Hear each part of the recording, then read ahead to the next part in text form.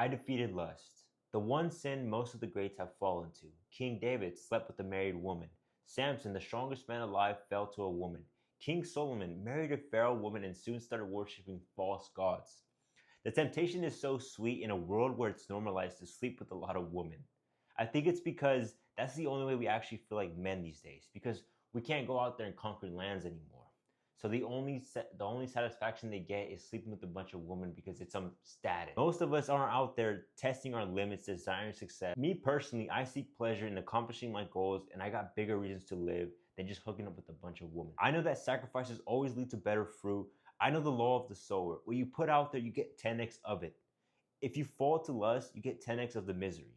Some of you want a woman with qualities like cooking, cleaning, women that are high quality, but yet you yourself are lower quality. How can you expect anything good when the seeds that you plant are bad? I just turned 22 on May 19, and my friends took me out to this town called Davis. We grabbed some burgers and walked around the plaza. This is a college town, so the temptation was everywhere. But as we were walking to our cars, we seen this white chick. She had green eyes and a nice body with blonde hair. Anyways, we made eye contact and exchanged numbers, and I just got out of a relationship, so I understood that this wasn't right. Using a girl just to get over someone would just cause more issues. The manly thing to do in this situation that most won't is actually facing your emotions, self-reflecting, figure out what's wrong with you, figure out what you want to change about yourself.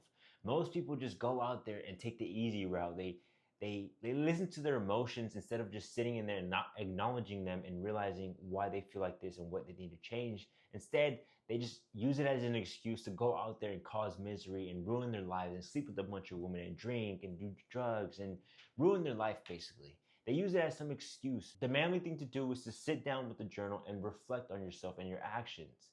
That's how you improve, not using it as an excuse. Honestly, you're honestly soft if you do that, if you go out there and just act on your emotions. Anyways, we made eye contact and exchanged numbers, and I just got out of a relationship, so I understood that this wasn't right. Using a girl just to get over someone will just cause more issues. The manly thing to do is face your emotions, sit alone, and reflect. As I texted her to set up a date and to meet and do our thing, a date, not like that, you sicko. I kept feeling more guilty the closer to the set date. I've been reading the Bible in the starting of 2024, so I understand everything that I do, and I understand the consequences of it, which makes things 10x worse because in the Bible it says, you that know the law, but yet you do the opposite and you still sin, the punishment is worse for you because you know you're disobeying God, and it's kind of like you're laughing at him. And me knowing this, being conscious about all this, I know that if I do go on that date and let's say it does lead somewhere to sin, I know the consequences are going to be 10x worse. And I have the option either to take a vote on being a better man or take a vote going backwards down a hill. And I chose to take the vote to be a better man. So I guess to defeat lust, you have to be conscious on what your decisions do to you. You have to understand that the consequences are much greater than the short pleasure that you're gonna have. And plus, I was going through a breakup, so I understood from people in my past that had relationships, I seen them take the route of sleeping with a bunch of other women and taking pleasure in short-term satisfaction. So I understood that that route was just going to lead to them being more lonely and more broken because at the end of the day, they never faced their feelings. So I understood that I must self-reflect.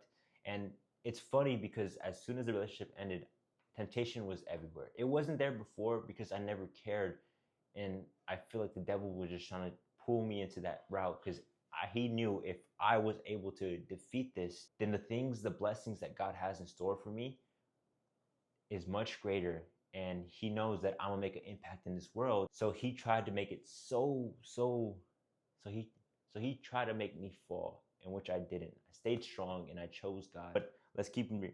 But I kept having thoughts leading up to the date, I kept having these thoughts, and you know what I'm talking about what's gonna happen after the date. And I felt disgusted because I am capable of treating one of God's daughters just like they're nothing. And this comes with just reading the Bible and understanding. You become more conscious of the things that God's created in and the blessings of him. And you kind of understand the law of the sower. What you put out, you get 10x back. I was not just going to use her to get over a relationship, but on the day of the date, I woke up and decided to choose God. So I had this feeling in my heart leading up to the date where it was like, I know this is wrong. And don't get me wrong, I was texting her in a freaky way, I guess you would say, and it from the sounds of it, the date was gonna lead to that, and I kept feeling disgusted of it. But when I woke up that day on this, when we were supposed to have the date, I decided to just choose God. I decided to stay strong, and soon I had the courage to just end the date and not fall to lust. And I felt a sigh of relief. I really did feel relief. I felt like it was a test and I passed. And I feel like what's coming in store is going to be 10x greater. I don't care about sleeping with women. I want a partner. And there's a lot of things that I realize I need to fix within myself. I just need to remind myself that the harvest is great, but the workers are few. You don't need to follow the crowd. It's okay to not want a sinful life. Be strong and remember the harvest is great, but the workers are few. There's a verse in Matthew, I don't know the exact number, but it says, the harvest is great, but the workers are few. And it's a verse that I've been repeating to myself for the past few weeks, and it's replaying in my head.